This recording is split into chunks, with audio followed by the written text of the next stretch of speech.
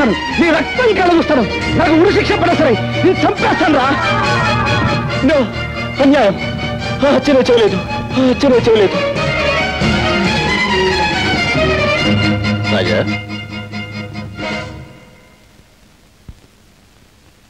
గురుమూర్తి గారు, మా చెల్లెలు ఎక్కడికి వెళ్ళిందో మీకు తెలుసా అండి?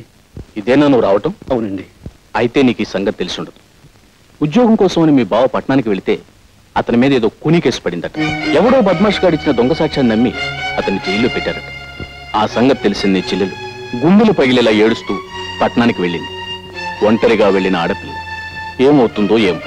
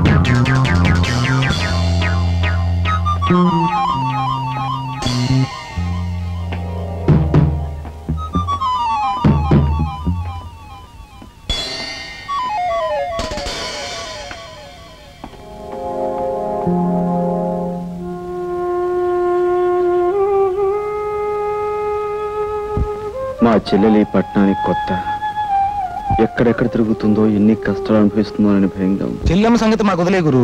ఈ ఊరంతటిని జల్లెడి చేసి ఎలాగైనా గాలించారు. చెల్లెమ్మని పట్టుకోవడం మేము చూస్తాం. మన వల్ల జైలు శిక్ష పడ్డ బావగారిని ఎలా రక్షించాలా అన్నది నువ్వు ఆలోచించు.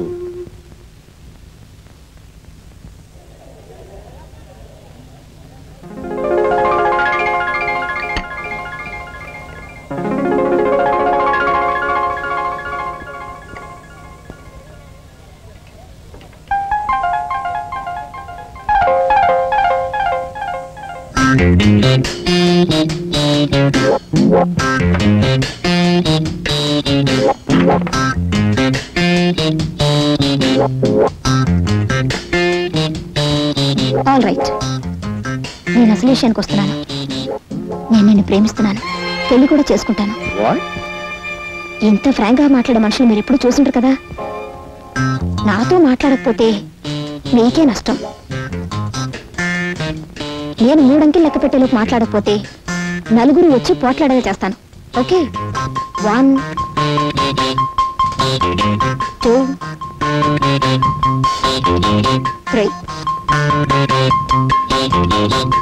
రాజా, నా మాట విని ఇంటికి వచ్చేసాయి రాజా. పిల్లలంతా నాన్న నాన్న అని ఏడుస్తున్నారు. ఇంకెప్పుడు వంట ఆలస్యం చేయదని ప్రామిస్ చేస్తున్నాను రాజా. రాజా, నేను నీ చరణదాసుని రాజా. చరణదాసి లేదు, మసాలా దోశ లేదు. రాజా, మర్యాద వెళ్ళి ఇక్కడి నుంచి. బాబాయ్ గారు, మీరైనా కాస్త చెప్పండి బాబాయ్ గారు.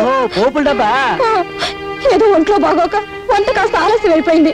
దాని గురించి నన్ను తిట్టి పిల్లల్ని కొట్టి ఇక్కడికి వచ్చేసారు. ఇంట్లో వండి నన్ను వంట అలాగే ఉండిపోయింది. నన్ను ఏం చేయమంటారు? పిన్ని గారు, మీరు కడుపుతూ ఉన్నప్పుడు మీతో ఆయన డబ్బులాడి ఇలాగే వచ్చేసారా? చెప్పండి బాబాయ్ గారు. ఏమిటయ్యా ఇది?